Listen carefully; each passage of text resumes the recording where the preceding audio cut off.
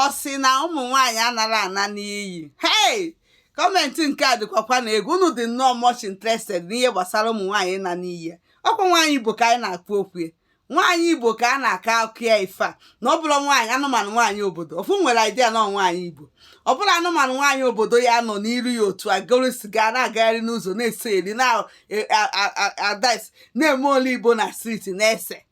Ọ nwaanyị Igbo bịara obodo oyibo ka a na-akọ akụkọ ya, bịara obodo Mandela ka a na-akọ akụkọ ya ife a na fa na n'iyi. Adị m ekwugodo okwu nke Naija, o nwere ike ọ bụrụ na fa sọmụnụkwa ike na-ebikwa ndụ nke fa na saịdị a. M na-ekwu otu unu nwa bụ anụmanụ ụmụ nwoke be anyị bịara obodo Sauti na ụmụ nwaanyị be anyị bịakwara obodo Sauti. Kedu ndị na-anakarị n'iyi? Ọ ife anyị na-ekwu okwu ife a. Ọkwa chi ejugo n'ime abalị ebe nwere ike ị na-aga n'ụzọ na-afụ nwaanyị be anyị ebe ọ na-asakagharị. Betu unu ya na-asakagharị na Yoruba ndị debecha nwaanyị n'ụlọ aka na-akwụgharị. Kedu ife bụ na nwaanyị na-ana n'iyi n'obodo a? Kọwalụ m ya bikos unu ekwugo okwu a kọmentị a too much. Kọwalụ m ebe nwaanyị Igbo si bi obodo a na n'iyi. Gwa m ka o si na n'iyi. Nwaanyị Igbo bịara onwe ya. Adị m ekwugo okwu onye nke di kpọtara obodo a, onye bịara onwe ya rice mee visi ya gba plen elu bata obodo a. Ọ gwara onye nke na ebe a na-ele agba ashawo. Ọ na-agba ashawo a ma na-emekwa ife na Naijiria na-esi eve ego ọfụma na-emepụta ife na n'ụlọ. Yes, ọ na-agba dị ashawo mesi o were akwụkwọ nwaanyị obodo jeje go property emesịa anakọli anya.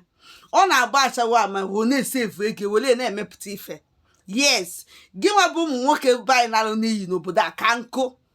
Nwaanyị Igbo ifugo nwaanyị Igbo ebe ọ na-akakwugharịpụta ọ na-agụ star ọnụ, ọ na-aga n'ụzọ ọ na-agụ 1 2 3 n'elu. Ọ wene aka side, o wene aka side, ọ tọọ side, ọ na-eme ọ na-eme mashin na street na-aga n'ụzọ. Ifun gị ebe fa pụrụ apụ, ebe fa pụ that's ebe fa na-eke eko. Kedu ka nwaanyị Igbo bịara obodo Igbo si wee na n'iyi? Kọwalụ m ka mmalụ. Because na ị na-asị na nwaanyị Igbo anara ana n'iyi. Ọ na nke obodo Igbo ka m na-ekwu na ya nọrọ Naija. Gị nwa nọ Sauti, ọ bụ na ị nọ Sauti, gwa m ka nwaanyị Igbo si ana n'iyi na Sauti ma ọ bụ na ọ bụrụ nwa bụ ụmụ nwoke baịbụ ife nalụ n'iyi n'obodo a. Gwa m ka nwaanyị Igbo si wee na n'iyi. Kọwalụ m ya ka mmalụ.